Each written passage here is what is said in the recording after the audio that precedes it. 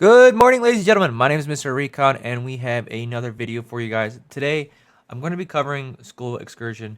This came out in the last update, last Thursday, and it is a new little way to get resources and buff your girls within the game. So, with that being said, let's get into today's video. Alrighty, ladies and gentlemen, School Excursion. We have 5 areas here. So we have the food truck, the main center, wishing tree, store, and the explorer. We'll start from the bottom and work our way up. Explore, most important part, besides the main center, you could say. The Explorer is where you're going to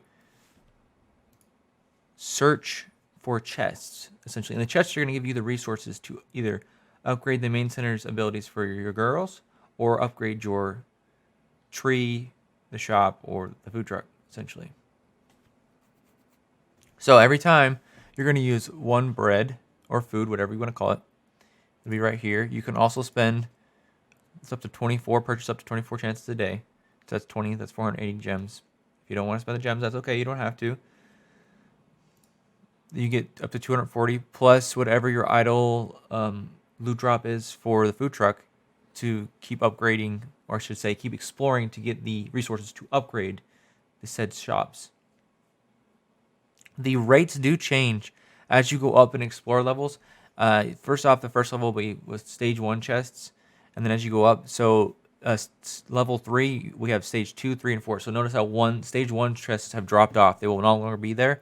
And then as you get to level 4, stage 2, 3, 4 are the same, but the rates change. Johnny, sorry. So I'm assuming when we get to level 5, we might see stage 5 chests, and then 2 will drop off. At some point, I'm expecting it just to keep going up. I don't know how high the stage chests are going to get, ladies and gentlemen, but we'll just have to wait and see. Maybe we'll get it all the way up to 10, and maybe the resources will be pretty decent and good. We'll just have to wait and see on that. Hopefully, they're corresponding very well to the resources it takes, like the wood here. So this store is only level 3. I've upgraded the food truck a lot more, and I think it's up to almost 1,000 now just to upgrade it once. So as we get higher, we're going to need a lot more. To upgrade this, I want to call them shops. Tree's not really a shop, it's a tree, but it gives you rewards. You're going to need gold and wood. So if you're fairly new to the game and you are free-to-play or light spender, or just that in general, and you don't have Minister Guild Labs or having an LB5 girl, focus on that more than this. You can maybe upgrade it once or twice. Don't go oodly overboard on this unless you're really spending on the game. Just kind of slow play this whole School Excursion for yourself. That way you're not missing gold on leveling up girls or doing Guild Labs, which is extremely important. A lot of people don't realize that, and they'll spend their guild coins on the guild on the merchant, which is a no-no. Only spend it on Guild Labs, period. So those are things you prioritize over School Excursion. Now, if you have all that done and you want to go for this, go ahead. If you've been playing for a while and you've got a bunch of girls and stuff like that. So the store gives you gold as a reward. Then we have the wishing tree. The wishing tree will give gems. See, it says capacity of 19 right now. It means that it can hold. This is the daily production it can do. Fucking yawning again. And then we have the food truck. So the food truck is going to be how much food you get per day. So right now I'm producing 127. The capacity it can hold, just like in campaign, the loot stops after so many hours, and it won't collect anymore. This will stop at 53 and won't collect any more than 53. So that's how much it can hold. But it can produce at the 127. So you have to log in every now and then, collect your resources so that makes sure it doesn't cap at 53, and you can get that full 127 before each reset of each day. For me, or if you're on that level or a higher level, you get more, like 128 here, 54. And then last up, we have the main center. This is where we get upgrades for our girls, which mostly, I think, in my personal opinion, helps out more in PvP, but I could see it helping in PvE in certain situations, like in the test area.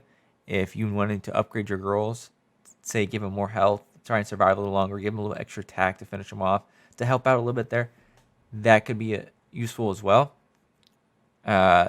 damage-wise, you might be able to do more.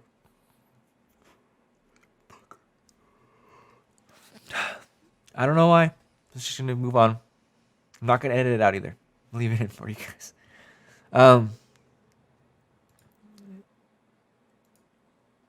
You could use crit on like Sanctuary, let's say for Kratos, or if you're using a rogue on Sanctuary. Not that she's that great, but you can help improve her crit chance. So any girl that does lots of crit damage and needs high crit chance, you could possibly put in this slot and use it for PvE modes to help out with that. You could also use the attack area for the PvE modes. The health, I guess you could use in Security Squad because that can be a little bit of difficult. But I'm gonna be honest, the key to just winning Security Squad is an F. Like she's just makes things easy as hell in Security Squad. So if you got an F, just throw them against Security Squad. They usually don't die even at level 40 if you have them set right, and you just get a decent amount of damage off of them. So that's the key to Security Squad. And you can just boost her with attack on that. That's it. The main point here to take away is that if you haven't finished Guild Labs, or you're still leveling up girls and you don't have a full 6 team of LB5s, try not to spend so much gold on this and resources. I mean, obviously in the Explorer, there's chances where either you don't have to spend any resources, or it's 100,000 gold, 20 gems, or another 10 food to move on to the next level. So like right here, well, wasn't, but Explorer's 10, right? And then it can cost another 10 just on the go button. So the go button will have either nothing there, 100,000 coins, 20 gems, or food. I hope it doesn't increase as your level goes up and it stays like that, because that would suck, but we'll see. So just be aware that there is some resources to even explore and do stuff like that. I didn't even get any food. What the hell? But it seems really low.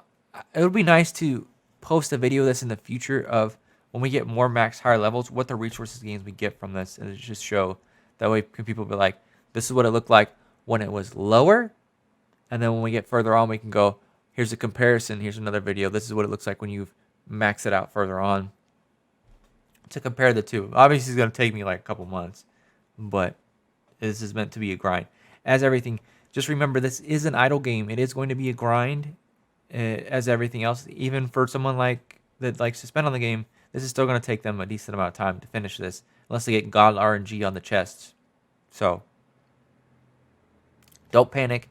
If you're not really a spender on the game, or you're free to play, this is going to take a long time for you. I get it. But there's other things you need to... Cat just in the background. Just be aware it might take you some time. So, that being said, ladies and gentlemen, stay safe out there.